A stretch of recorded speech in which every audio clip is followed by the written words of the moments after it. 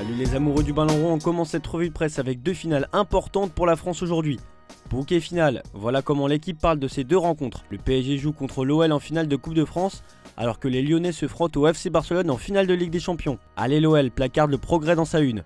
Le journal local encourage ses équipes masculines et féminines.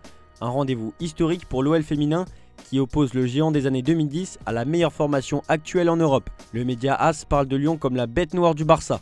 Pour le match de Coupe de France, l'équipe axe sur Kylian Mbappé en évoquant les montagnes russes entre lui et la direction parisienne pendant 7 ans. Tous les arguments étaient bons pour conserver la star.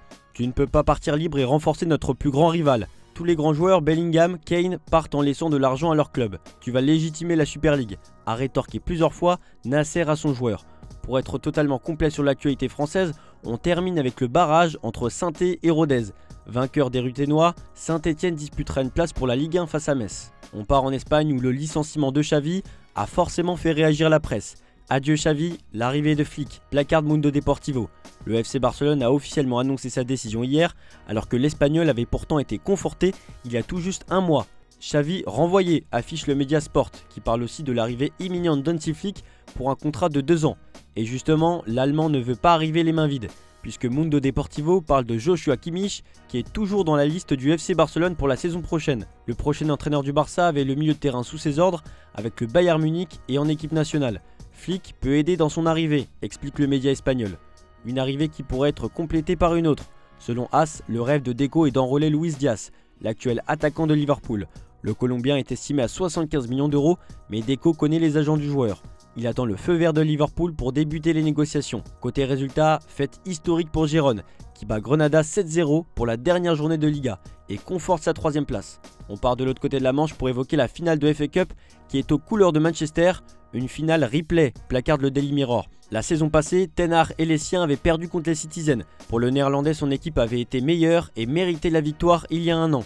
C'est la dernière chance de Ten Hag pour prouver qu'il vient de l'élite, affiche le Daily Star. L'ancienne légende de United, Roy Keane, met la pression sur le coach qui doit marquer les esprits lors de cette finale. Mais rien ne va changer pourtant concernant son avenir, puisque comme on peut le lire dans le Télégraphe, peu importe l'issue du match, il sera limogé par son club. Ce fut aussi le cas de Louis van Gaal, vainqueur de la FA Cup en 2016. Et celui qui met aussi son avenir en suspens, c'est Bruno Fernandes. Attendu au tournant lors de cette finale, le milieu offensif portugais veut des garanties à la hauteur de ses ambitions de la part de son club, écrit le Daily Mirror. Le joueur a admis sa frustration après une saison très compliquée. En Italie désormais, l'AC Milan a remercié Stefano Pioli et pense déjà à son successeur. Et pour la Gazzetta dello Sport, il est déjà tout trouvé. Fonseca en avant, placarde le quotidien italien. Le Portugais aurait choisi Milan parmi les propositions sur la table. Le coach de Lille a toujours été très apprécié par la direction milanaise, considéré comme un coach qui travaille dur pour son équipe. Un accord est en cours et l'annonce pourrait intervenir début juin. À Naples, on s'agite aussi pour trouver un nouvel entraîneur. Le Corriere dello Sport met en avant Gasperini, coach de l'Atalanta, vainqueur de la Ligue Europa. L'Italien réfléchit toujours, mais Naples est pressé de connaître sa position. La reconstruction de Naples ne peut pas attendre. Gasperini a un contrat jusqu'en 2025 et l'Atalanta espère le prolonger d'au moins un an. Et la reconstruction de l'équipe napolitaine peut justement se faire avec un départ de Victor Osimhen.